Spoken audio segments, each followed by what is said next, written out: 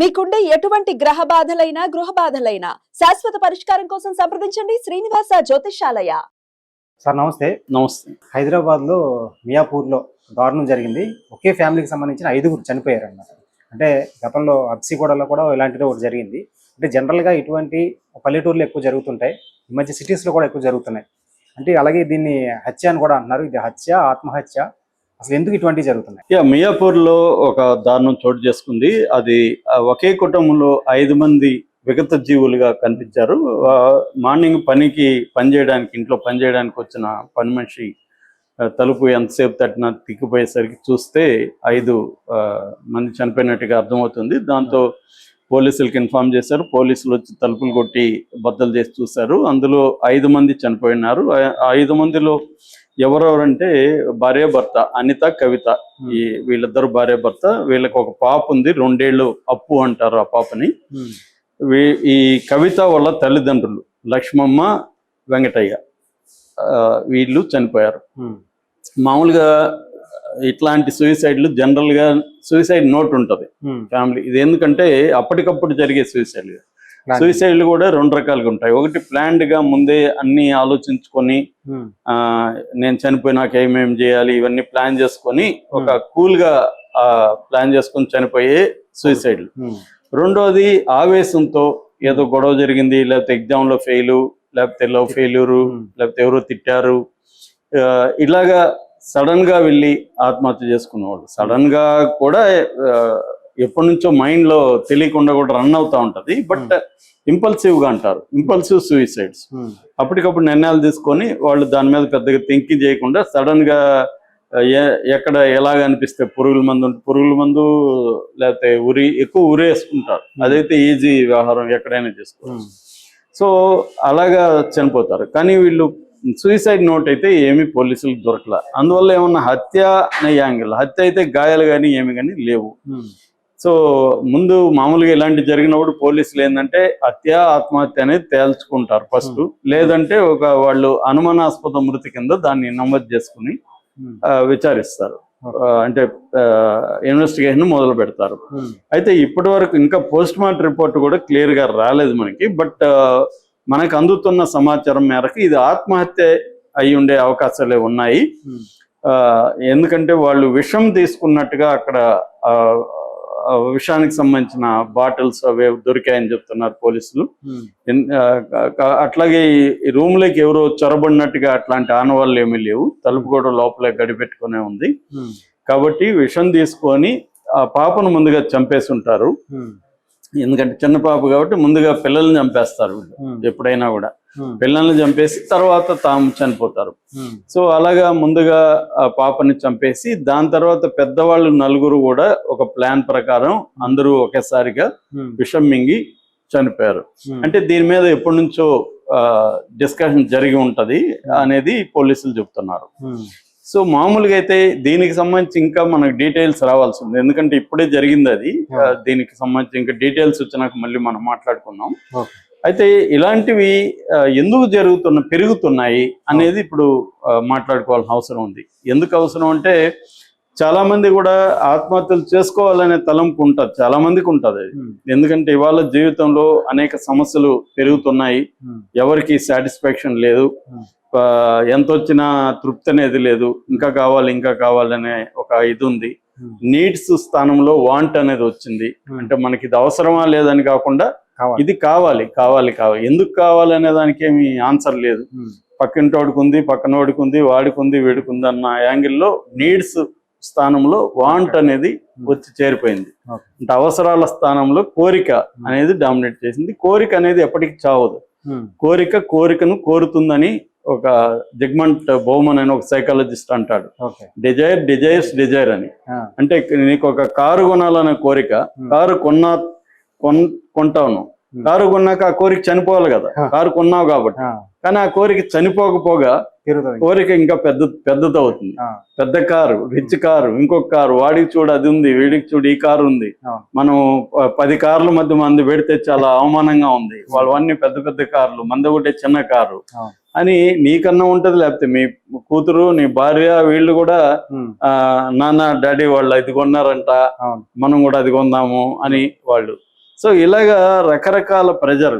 అంటే ప్రతిదీ ఇప్పుడు ఒక పాపని స్కూల్లో చేర్పించాలి, ఏ స్కూల్లో చేర్పిస్తే మన ఆర్థిక పరిస్థితికి అనుకూలంగా ఏ స్కూల్లో చేర్పించాలి, ఆ స్కూల్లో ఎడ్యుకేషన్ ఏముంది, దానికి తగినట్టు మనం ఏమి ఇంట్లో చెప్పించాలి. ఇవి కాకుండా రిచ్ స్కూల్ కూడా ప్రెస్టేజ్, చివరికి హాస్పిటల్ కూడా నీకు ఇక్కడ 50 రూపాయల డాక్టర్ దగ్గర పోవాలంటే నామోషి, పెద్ద డాక్టర్ దగ్గరికి వెళ్ళాలి.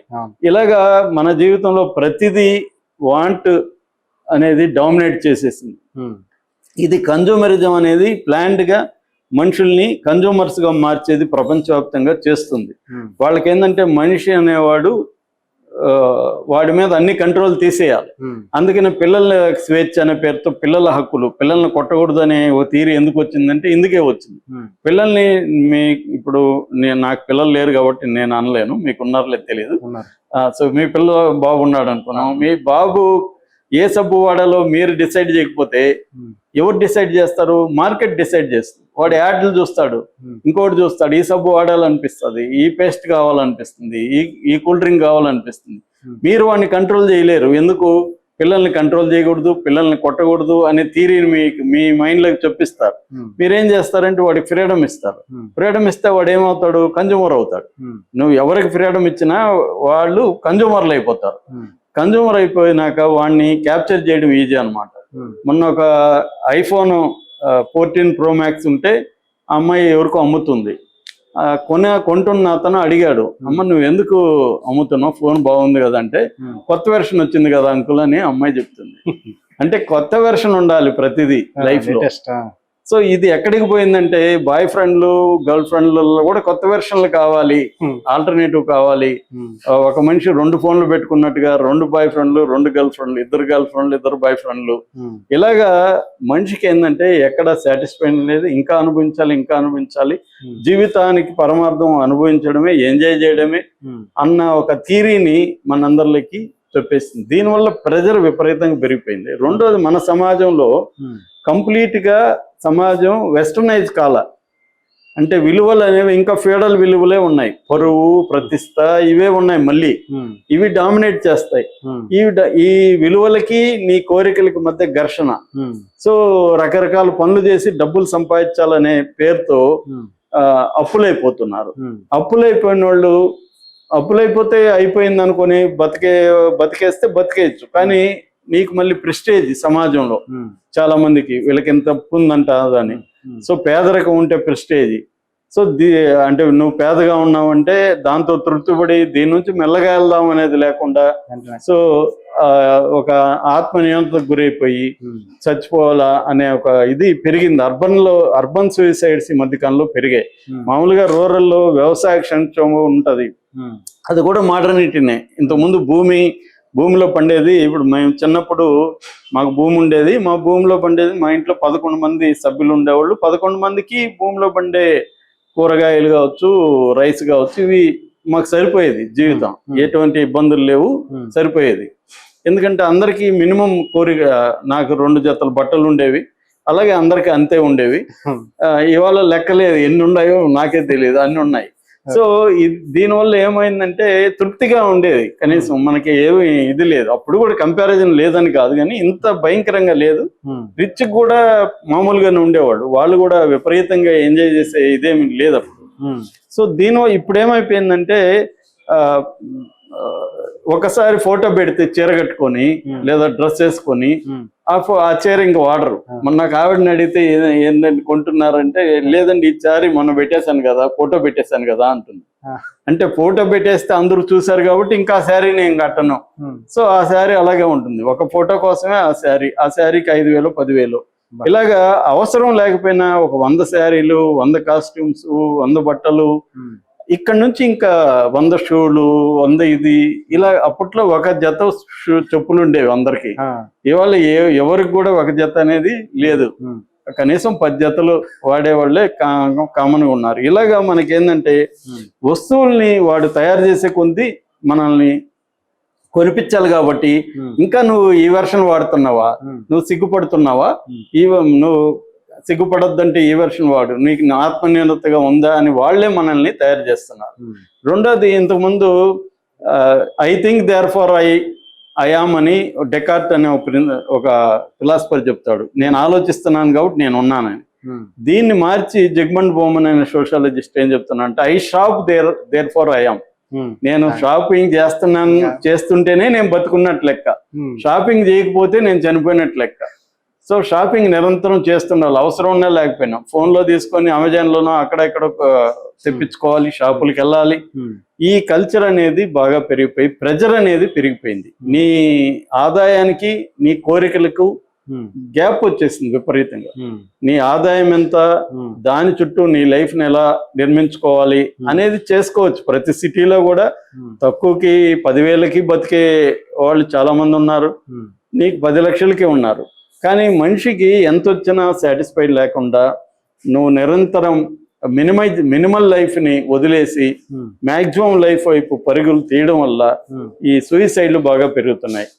రెండవది, నేను చెప్పినట్టు కల్చరలీ ప్రైడ్, ప్రెస్టేజ్. ఇప్పుడు వీళ్ళకి కూడా జనరల్ గా మనం చాలా సూయిసైడ్ చేసి తప్పులైపోయి ఉంటాయి, వ్యాపారంలో లాస్ కావచ్చు, ఇలాంటివి. రెండో కారణాలు హెల్త్ ఇష్యూస్ కూడా చాలా మందికి. అది ఫిజికల్ అండ్ మెంటల్ రెండు హెల్త్ ఇష్యూస్. ఫిజికల్ అంటే తెలుస్తాయి, ఆ మధ్య తల్లి ఇద్దరిని చంపేయడానికి పిల్లల్ని కారణం వాళ్ళ ఫిజికల్ గా హెల్త్ అనేది బాగుపడే పరిస్థితుల్లో లేదు. ఆమెకి టార్చర్ చూపిస్తున్నారు, తండ్రి ఏమో భర్త ఎస్కేప్ అవుతున్నాడు. ఆమె ఆ టార్చర్ ని భరించలేక వాళ్ళిద్దరిని కత్తితో నరికి చంపేసింది, ఇద్దరు కొడుకుల్ని.